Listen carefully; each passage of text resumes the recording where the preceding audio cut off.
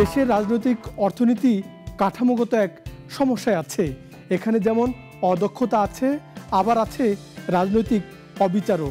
অনেকেই বলে চলছে দুষ্টের পালন, শিষ্টের দমন, যা উদ্বেগের। আর সে উদ্বেগ রেখে স্বাগত নাগরিকের সাপ্তাহিক অনুষ্ঠান অর্থনীতির চালচিত্রে। আর আপনাদের সঙ্গে আছি আমি সাইদ আরমান। বিদেশি মালিকানার ব্যাংক আল ফালাহকে কিনে নিচ্ছে স্থানীয় খাতের ব্যাংক এশিয়া। পাকিস্তানি এই ব্যাংকটির বাংলাদেশি কার্যক্রম ৬০০ কোটি টাকায় ব্যাংক এশিয়া কিনে নিচ্ছে। যুক্তরাজ্যের একটি নিরীক্ষা প্রতিষ্ঠান ঠিক করে দিচ্ছে এর বিক্রয় মূল্য।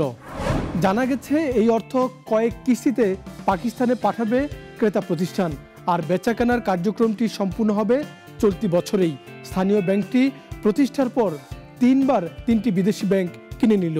উদাহরণ তৈরি করেছে ব্যাংক এশিয়া এই ব্যাংক কেনার কার্যক্রমে। ১৯৯৯ সালে ব্যাংকটি কার্যক্রম শুরু করে। এদিকে হিসাব থেকে রপ্তানি আয় উধাও, অর্থনীতির নতুন আলোচনা। বিদায়ী অর্থ বছরের প্রথম ১০ মাসে রপ্তানি আয় থেকে প্রায় $১৪ বিলিয়ন গায়েব। বাংলাদেশ ব্যাংক সম্প্রতি এই হিসাব প্রকাশ করার পর বিষয়টি বেরিয়ে এলো। কেন্দ্রীয় ব্যাংকের তথ্য মতে গত ২ অর্থ বছরে রপ্তানি আয় ফারাক প্রায় $২৩ বিলিয়ন। রপ্তানি আয়ের এ হিসাব চুপসে যাওয়ায় পরিসংখ্যান বিবেচনায় কমে যেতে পারে মোট দেশজ উৎপাদন জিডিপি পরিমাণ। এটি প্রায় $৯০০ কোটি, বাংলাদেশি মুদ্রায় প্রায় ১ লাখ কোটি টাকা।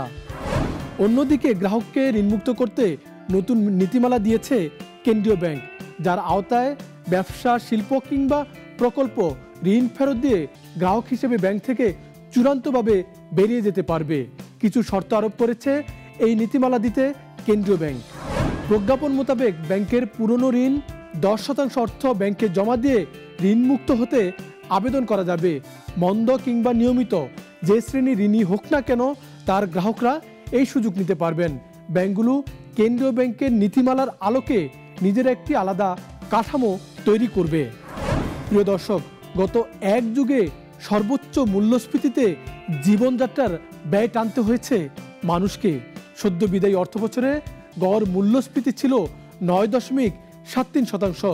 বাংলাদেশ পরিসংখ্যান ব্যুরোর হিসাব থেকে এটি পাওয়া গেছে। স্থির আয়ের মানুষ এই সময়টায় সবচেয়ে বেশি চাপে ছিল। তারা বাজারে গিয়ে হারে হারে টের পেতেন মূল্যস্ফীতির এই চাপ। এখনো সেই কষ্ট অব্যাহত আছে। সরকার নানা পদক্ষেপ নিয়েছে, তবে কিছুতেই কিছু হয়নি। অর্থমন্ত্রী অবশ্য বলেছিলেন মূল্যস্ফীতি ৬.৫% থাকবে। চীন বাংলাদেশের অর্থনীতির গুরুত্বপূর্ণ অংশীদার। দেশের অবকাঠামো উন্নয়ন সহ আমাদের আমদানির বড় উৎস।